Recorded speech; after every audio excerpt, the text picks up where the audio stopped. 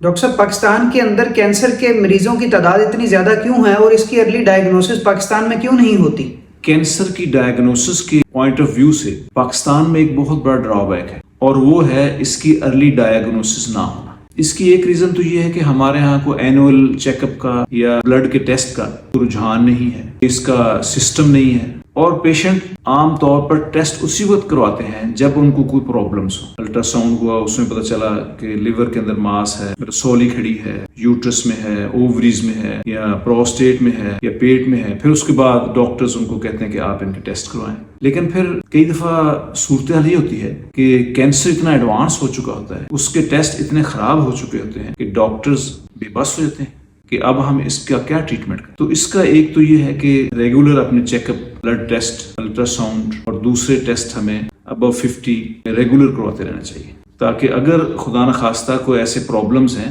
تو ان کو initial stages کے اندر ہی ان کو ہینڈل کیا جا سکے، کیونکہ اگر کینسر ارلی سٹیج میں ڈائگنوس ہوتا ہے تو اس کی ٹریٹمنٹ بہت آسان ہوتی ہے۔ جیسے پروسٹیٹ کینسر ہے، امریکہ میں 50s کے بعد اینولی اس کا PSA کا ٹیسٹ ہوتا ہے، تاکہ اس کو ارلی سٹیج پہ ڈائگنوسس ہو سکے اور اس کا ارلی ٹریٹمنٹ ہو سکے، جس کی وجہ سے پہلے جو پروسٹیٹ کینسر کی وجہ سے بہت زیادہ مورٹیلٹی تھی وہ بہت زیادہ کم ہو گئی۔ تو ایسے ہی ہمارے یہاں بھی اگر روٹین میں ان کو لایا جائے، کینسر مورٹیلٹی بہت کم ہو سکتی ہے۔ کینسر کے اکثر پیشنٹ جب وہ لاسٹ سٹیج میں چلے جاتے ہیں اور ڈاکٹرز ان کو گھر میں ریسٹ کا مشورہ دے دیتے ہیں اور پیلیٹیو ٹریٹمنٹ اور سپورٹیو تھراپی پر ڈال دیتے ہیں، تو ایسے لوگ جب مجھ سے کنسلٹ کرتے ہیں تو اس سٹیج پر بھی میں ان کو ایسی ہرب اورینٹڈ نیچرل میڈیسن دیتا ہوں، جس سے نہ صرف ٹیومر مارکرز یعنی بلڈ کے اندر کینسر کی انٹینسٹی کم ہونا شروع ہو جاتی ہے، بلکہ پیشنٹ کی کوالٹی آف لائف میں بہتر ہونا شروع ہو جاتی ہے۔ اس کی جو کمپلینٹس ہوتی ہیں، اس کے جو سائن اینڈ سمٹمز ہوتے ہیں، وہ بھی آہستہ آہستہ کم ہونا شروع ہو جاتے ہیں، اور پیشنٹ کی تکالیف بھی کم ہونا شروع ہو جاتی ہیں، اور پیشنٹ ایک نارمل لائف گزارنا شروع کر دیتے ہیں۔